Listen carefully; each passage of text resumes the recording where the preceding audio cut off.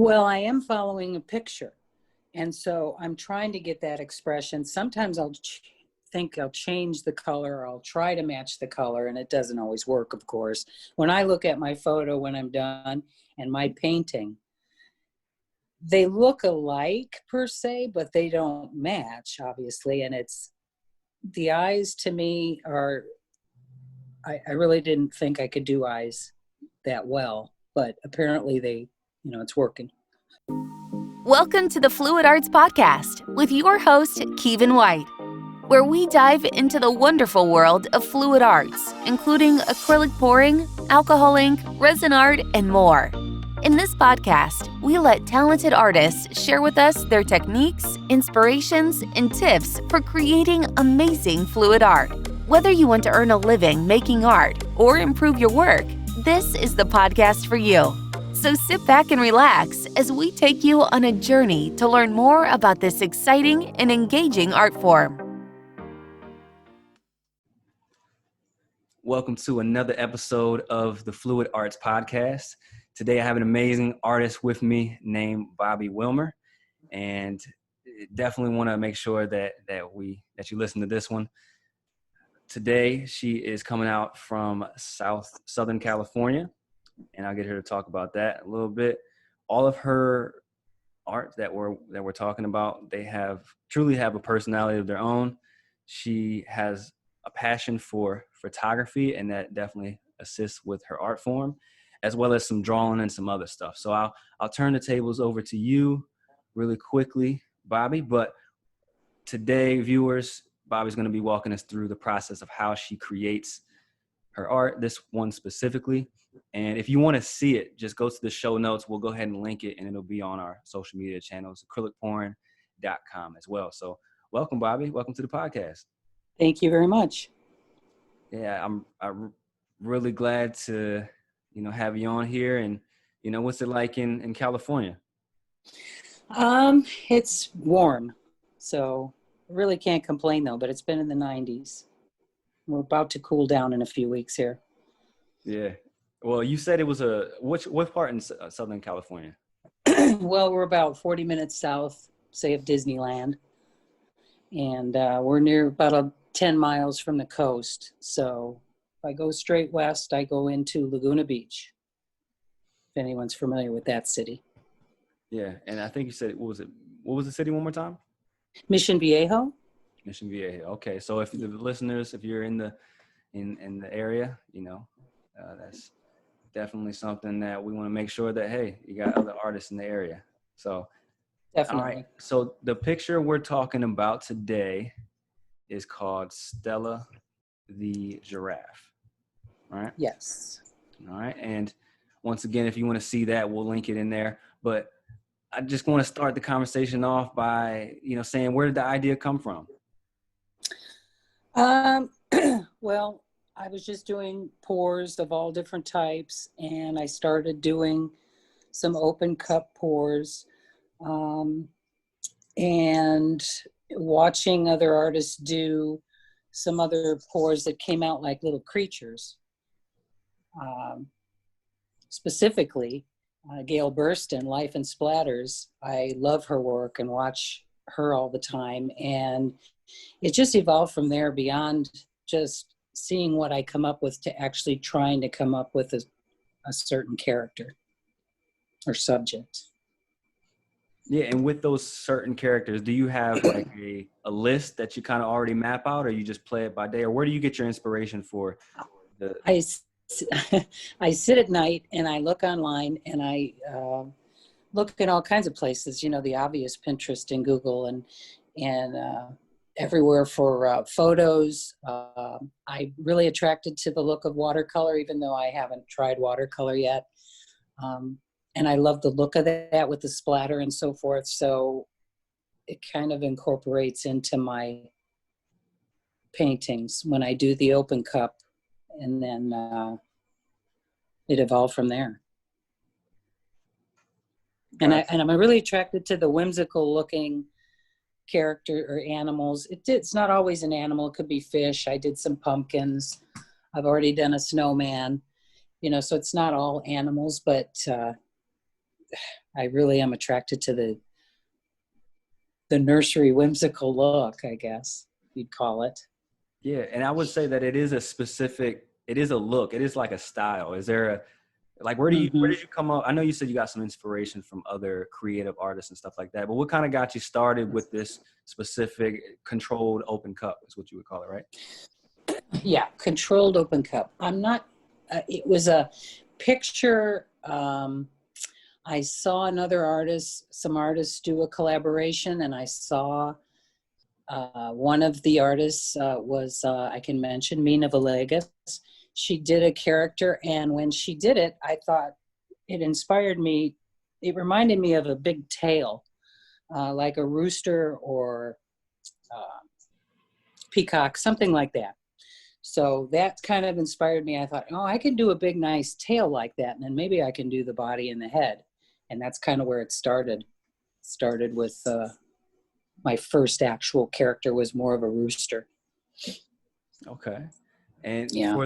for the materials and supplies, we'll get into in a second, like how you do it step by step, but is there any specific, like, I know for the controlled cup, I'm sure you use a cup, but is there any other materials that you use? Yeah, I found that I have a tiny creamer cup like you get at 7-Eleven, those little cups, and I cut those up and pour through them, because the smaller the cup, the better control I have, especially in certain areas of a painting like the ears or where you need to go thin. I find that those work great. Wow. Okay. So it's nothing requiring like a big expense or anything like that. You can just literally go to 7-Eleven and get one of those. Yeah, during the pandemic, we ordered creamers like that, and I had a whole box, and for some reason I kept them just because they're little half-ounce amounts. I thought, well, maybe you could pour with it, not thinking I'd end up pouring through it and cutting the bottom off. But I've got a lot of them now, so I use those. And I won't get into detail if you don't want me to now, but I leave as much of the cup intact and just take the end off so that you have something to hold on to when you're moving it around. Sure. Yeah. If you want to get into it, as far as like the creation of how you do it, for those listening, you can go check out the Acrylic Porn Facebook page. You can also check out her page. I'll tag at the end, but she makes all of her characters have personality, like I said earlier. And while you're looking at this one, can you kind of walk us through like how you created this one? Sure. So I think I was saying the night before I do a painting usually, or a couple days before, it's a strange process, but it takes me a few days. I sit at night, I find the pictures I like, I save them. And then I actually draw it on a little piece of paper. And I mark where the colors, and I match the color to the picture I'm painting. And I mark it, and then I put it in my studio, and I've got a pile of them now of different animals and things to be done. Then when I'm ready to do it, and I've got the right size canvas, I draw the character on the canvas with chalk. Okay. Do you want me to keep going on this process? Absolutely. Yeah. Okay. Then I put the canvas down I use the puppy pads underneath my canvas. I mark the corners like so many do when they're pouring, because they pick it up and they want to go back where they were. And I also mark where the eyes or ears or certain things might line up on the pad. So when I erase the chalk, I kind of have a guide. And then I freehand both. I'm not tracing anything. I just draw with chalk, erase it, and then start in with the cup. And I usually set the cup down in Stella's case, the giraffe, on her head, where her head would be. And then I went up with those antlers first. Got the antlers done, came down, started pouring again. And then as it fills and I'm adding colors, I'm going out for the ears and I'm working my way down. The eyes are always last. And at first I wasn't leaving any space. I was just going, pouring. Now, if I know I'm going to put in eyes in a certain area, I try to kind of not load it up with the paint. I go around that. And then I have a base coat always. I tried to do I thought, oh, no base coat, and I can do a nice background and then do my character, but that doesn't work. I need the base coat to move and shape. If something runs a little too far, I can push it back, if that makes sense. Yeah, it does. So when you the base coat, do you let it dry or do you have No. Okay. That's what I No. was thinking. Yeah. Yeah, the base coat, I get it as smooth and nice as I can, and I start from there. Okay. Yeah, that's interesting. I wouldn't have thought that you, with the eye specifically, that you normally you add those details on last.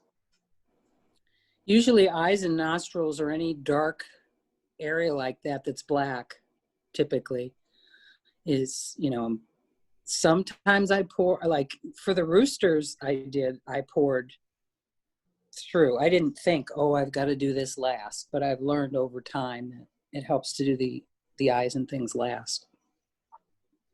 Yeah, believe it or not, when I was reading in the comments, it looks like we got almost 200 on here. The eyes keep coming up. Is that something that I know you put a lot of attention and detail to, and you can tell when you look at it, but was there anything like intentional about the eyes and all that stuff? Well, I am following a picture, and so I'm trying to get that expression. Sometimes I'll think I'll change the color, or I'll try to match the color, and it doesn't always work, of course. When I look at my photo when I'm done and my painting, they look alike per se, but they don't match, obviously. And the eyes to me are, I really didn't think I could do eyes that well, but apparently it's working. I spend a lot of time on some of the eyes. Okay. And Yeah. I think when I say personality, that's probably what I mean, is that expression that you can actually see in the eyes. That's actually a better word. Mm-hmm. But one thing that you touched on that I want to make sure I answer or get you to answer is the colors. Like, that's a question that's always being asked, but for this one specifically, what goes into how do you select your colors? When I'm sitting at night and I'm drawing the picture out on just a regular line pad, I mark, say in the case of the giraffe, I mark the colors. I say pink, teal, white, let's say. And then, it never really matches my photo, but when I use the same colors that I see, it seems to work out. Okay, so like yeah. in your head, sort of, not like a color palette or a color wheel or anything like that? No. Okay. No, I'm following the picture. So if I just follow it, and sometimes my color isn't the same. They may use a really, really, really bright primary colors, and like in my last painting I did, that's what was used in the photo, but it was scary because bright primary colors don't always blend together the right way when you pour them through there, but it seems to work out. I just try to pour according to the picture as far as color. Gotcha. Well, yeah, whatever you're doing, I'd say keep doing it because it's definitely working. As far as the names, I did want to touch on that. I know this one's Stella, but for each animal, it seems like you have a specific name. Is there any relationship with those names, or how do you come up with those? No, my pattern is that's actually part of my fun when I'm all done, that I can take the photos and sit back, look at the photos, and again, look up names of animals that are popular or go through the list. I throw them against my husband or my son and they chime in, and I just kind of look at what the character looks like. Does it look like a Stella or does it look like a Henry? And it looked like a female to me, so then I go that way. And then I just pick names, in this case, I'm a Seinfeld fan, and I went Stella, and it clicked. Gotcha. It clicked. Okay. I love it. Yeah. I love it. All right. Now, and someone even posted Kramer underneath when they saw the name. So someone wow. else thought of that too. That's awesome. What about the reactions? Like, speaking of, the little funny things, I didn't notice that, but were you surprised with the reactions that you've seen in the Facebook group? Yes, very. And I was surprised because I had a couple artists reach out to me for paintings, and I was very honored and very, very happy and got excited. And, I just began this. And then every time I do a painting, I think, oh, you don't know. You never know what's going to happen. And they've just turned out. So I've been very lucky to just have it work out. Right. Okay. And before the call, I think you were telling me that you've sold some of your paintings, some of them that you probably, wish you didn't sell because you love them so much. But I think you said you're building a gallery, or can you talk a little bit about that? Well, I'm trying to, yes, build a collection of favorites. I've done maybe 22 or so characters or subjects, and I have maybe 10 of them or 11. So between selling and family, that's the way it's worked out. And I'd like to, there's some that I'm sure I'll part with eventually, but for right now, there's been so many requests, to be honest. Like I was saying, it's a little bit overwhelming, and I'm just gonna keep painting for now.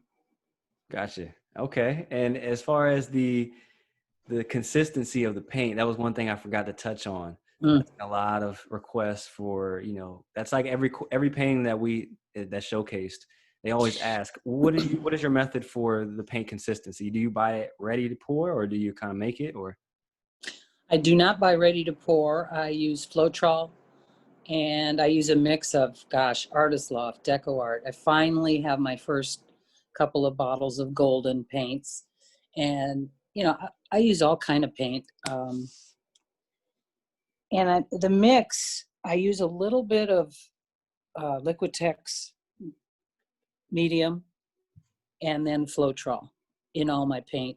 And the consistency for this process is not thin, because it would just, if I'm just doing a regular open cup, I might do it a little thinner so that it moves around a lot. I don't really want this to shift around on me. I want to do the shifting. Yeah. So it's a little thicker, than you'd think. Okay, well, that's good to know. Yeah, I wouldn't even have known where to begin. I guess that's probably why everybody wants to see, how you do it. But that is it's nice. It's not really a lot different consistency from me if I try to do a straight pour. To be honest, I'm not doing anything special, but it's not thin. Okay. So not super thick and not super thin, just right in that sweet spot. Okay. Yeah. And I do pour from high up when I can. Now I'm using a really small cup, but I'm able to pour into it without making too many mistakes. And if you drip beyond your cup, you're going to go somewhere with that cup anyway. And if it's somewhere you're about to go anyway with the cup to move around, it's okay, because you're going to go over it. But I don't spill per se too much. I try to pour from a little bit higher up. Okay, that makes sense. Mm-hmm. And how many tries would you say it takes to, like with Stella, for example? Is this something that you made on your first attempt? I did. I made them all on the first attempt. I have not scraped anything yet. I almost scraped my last or gave up. But I didn't, and I kept going, and it worked. But the more appendages and the more movement a character has, and it gets harder. Right. Okay. Well, yeah, I was totally unaware. Well, that's definitely, it shows that what you're doing in the beginning process, like your drawing background, I'm sure that's helping a lot with that. Yeah, a lot. If you can look at a photo and then draw or create it, the drawing definitely is an advantage. Okay. And how long does it take you, like from the beginning of, priming the canvas, if you do that, the paints, the drawing, how long does this whole process from start to finish take you? I'd say for Stella, total is probably 4 hours. Okay. Maybe. Yeah. Because I'm sitting and I'm drawing it out at night. I'm marking the colors. Then I go at some other point, because it kind of works slow on this. I mix the paints up. I get the colors ready. And then I get the canvas ready. And then actually it's usually another day where I go in and commit and do the chalk drawing. And normally when I do the chalk drawing and I get it, I'm kind of in the mindset to go ahead and go forward. And then it's at least a 2 to 3 to 4 hour process then. Okay. Well, I would say it's worth it because everybody loves it. And I think that's probably what goes into that wow factor. Like, that's all I want to say when I look at them is just wow. It's like, that's definitely, we appreciate the time that you spend in there. Thank you. All right. And so I guess we'll kind of follow up with, if viewers want to see more of the work that you've already posted and stuff that you're going to put out a little bit later, where should they go? I have a Facebook page, Bobbi Willmer Creations, and I put all my art there. So they can go there and see. I have a very low following there, but on the boards, it's everybody likes the stuff. So if you really want to see everything I've done, that's where you can find it. Okay. Well, yeah, viewers, you heard it best. So as always, if you enjoyed this podcast, then comment below. That helps us with the rankings of the category. And then share this episode with any artist that who spends a lot of their time consuming art and all the different inspirations that come from there. Also join our Facebook community, where every day we have more than 98,000 members and creators just like Bobbi here, just like yourself, and they're sharing these such different and personality driven creations. That's the only way I can really sum it up. But yeah, thank you for listening to this week's podcast, and see you on the next one. Thank you for being here, Bobbi. You're welcome. Thanks a lot. All right, no problem. If you enjoyed today's episode, then please like and share with your community. And please let us know if you have any suggestions for artists you'd like to hear on our show. This episode is sponsored by acrylicpouring.com. Acrylicpouring.com is the leading fluid arts website which provides fluid artists around the world the inspiration and tips they need. If you are new to fluid arts and want to get started now, then go to acrylicpouring.com to learn the 5 fundamentals of making beautiful acrylic pours for free. Also, join their Facebook community, where every day artists just like you are sharing their newest creations that just might end up on another one of these episodes.